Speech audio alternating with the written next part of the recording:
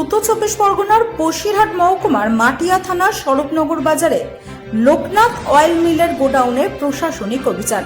প্রথমে চিনির গুদাম পরিদর্শন করে মজুতের পরিমাণ, লাইসেন্স ও প্রয়োজনীয় নথিপত্র খতিয়ে দেখেন আধিকারিকরা।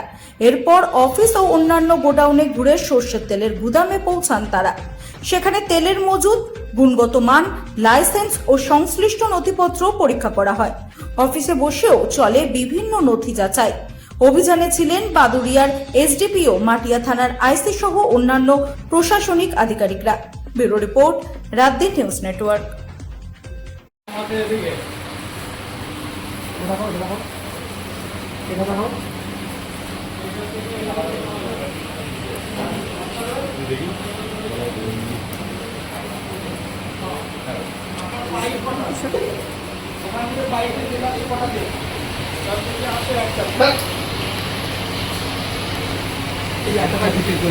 একটা পাইপে তেল, একটা পাইপে রিফাইন আসছে, একটা পাইপে মাস্টার আসছে, একটা পাইপে পরপর গাড়ি আসছে, পরপর খালি হচ্ছে।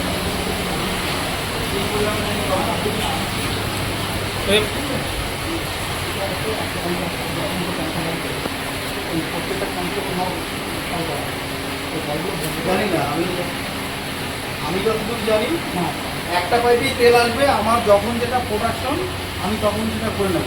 র material same rice bran oil, ওটাকে আমি পামও করে নিতে পারি, ওটাকে আমি মাস্টারও করে নিতে পারি, ওটাকে আমি রিফাইনও করে নিতে পারি। সব আলাদা আলাদা ট্যাঙ্কি, আলাদা আলাদা রাখা। যারা কাজ করে কেটে কাজ করে এই